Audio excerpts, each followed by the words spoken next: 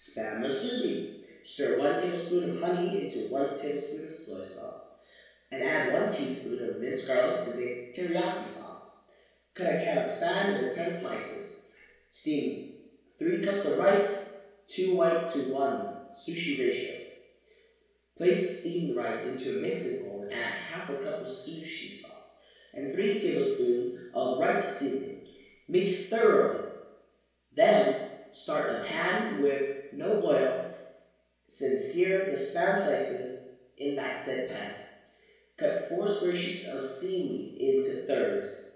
Place a piece of the cut seaweed on a piece of pasta wrap.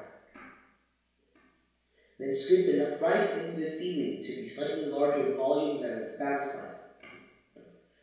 Use the plastic wrap with your hands to shape it into rectangle. Open the plastic wrap, drizzle 1 tablespoon of teriyaki sauce on the rice. Place a spam slice on the rice, and use the rice to seal the seaweed around both the spam and the rice. Use the plastic wrap again to form a rectangle. Remove the spam musubi and serve immediately.